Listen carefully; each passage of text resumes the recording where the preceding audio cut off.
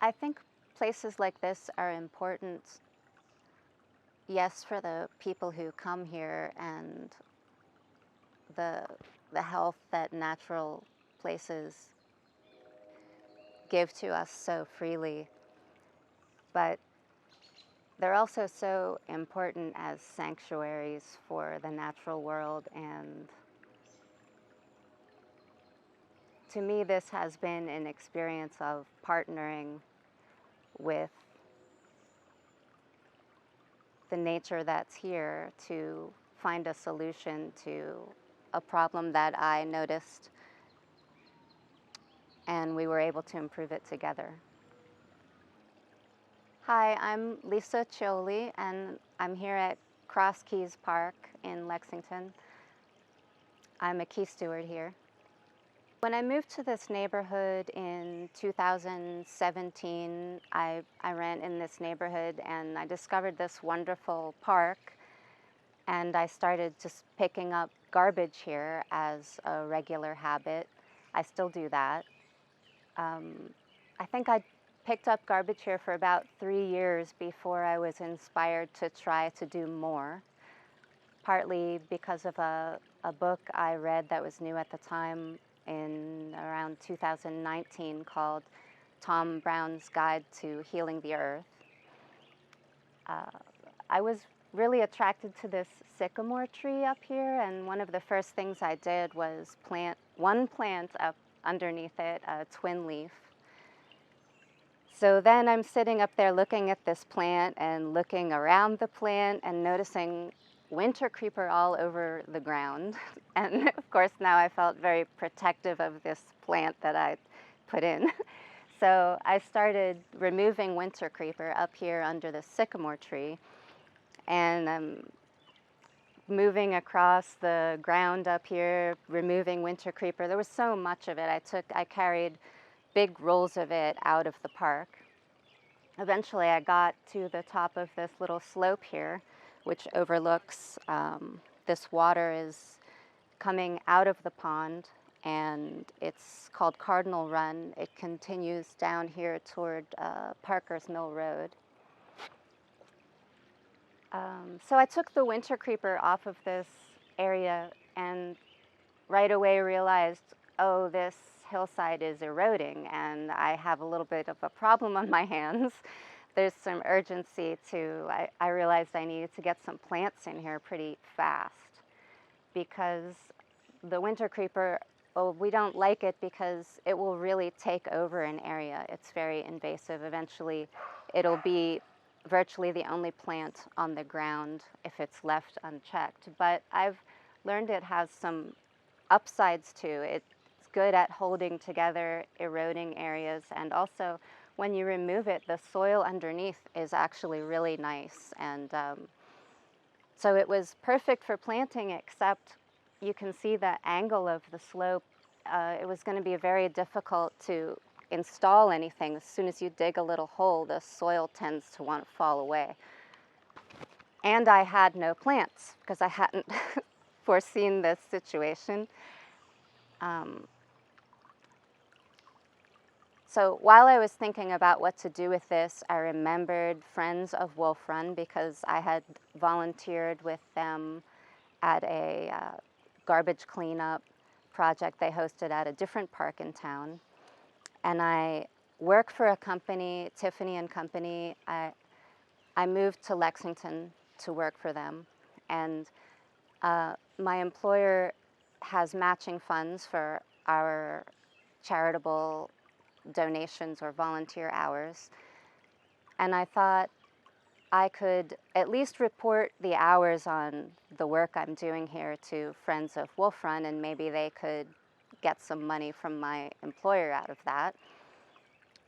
It didn't even occur to me that they were going to be my solution for sourcing plants for the hillside. But when I spoke with them, with Ken Cook, he was very excited to find out what I was doing here and said he wanted to make me a key steward at this park. And Janine Baker, another Friends of Wolf Run person, put together an order of plants for me. So it was like a miracle. I suddenly had 60 plants in pots in front of my apartment. You could tell it like blew me away, really. So now my next problem was, how am I going to get the plants in the hill? There had been no human intervention here. You know, I wanted it to look as natural as possible. So I looked around at what was here, and I took some fallen branches from this sycamore and whittled them into spikes, drove them into the hillside, like horizontally across it. And then I wove some of the winter creeper vine that I'd removed, it was now dried, through the spikes, making like a wattle fence. I did, I think, 3 sections of that, sort of in the center of the hill, and took some rocks from this pool here, placed them behind the little sections of wattle fence. And then sometimes this pond really gets covered with a lot of duckweed, and that had happened. And duckweed had come down this spillway here and was all over the concrete and covering this little pool. So I took big sheets of the duckweed and kind of stuffed them in behind the rocks and the little fences that I'd made. And then I pushed the soil into those areas, and in that way I made some tiers that I could plant. And my thinking was, I just need it to hold together long enough that the plants can get established, and then they're going to do the work, hopefully, of holding this hillside together. And then my work can fall apart, do what it's going to do, and that's really how it has played out. This was planted 2 full years ago now, and I haven't really done anything to it since, because I wanted to see, I guess it was kind of an experiment, was it going to work? And a lot of things have gotten established. I'm especially happy with the rush, has done really well. A few days after I planted these little rush plants here in the gravel, we had a big storm, and the water, when it rains, the water comes up this high. So I thought for sure they'd be gone, but they hung in there. And I even think some soil has accumulated around them. And another great thing is these tiers have collected a lot of debris and leaves over the winter. There's a big variety of plants here now. Again, this was just one plant. Winter creeper was the only thing here, and a bit of bare soil on each side.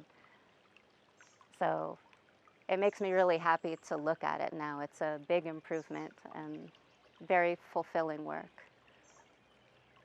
So we're looking at the bank on the other side of the stream, directly across from where I did my work.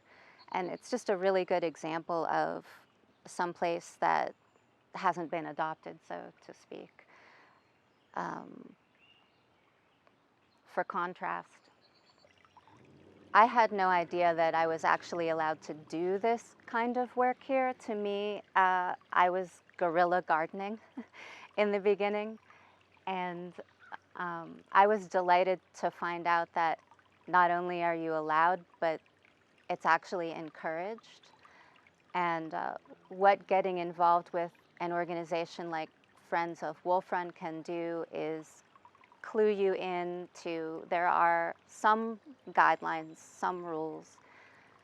I didn't find them to be oppressive, and as I've been doing this work, I've come to understand more and more the reasons for the few guidelines and rules that are in place.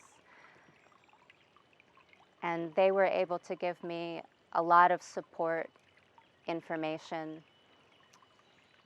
I think what I really like about it the most is that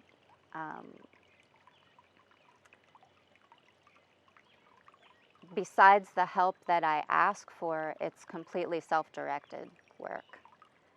I come here when I feel to, and I do what I feel to do.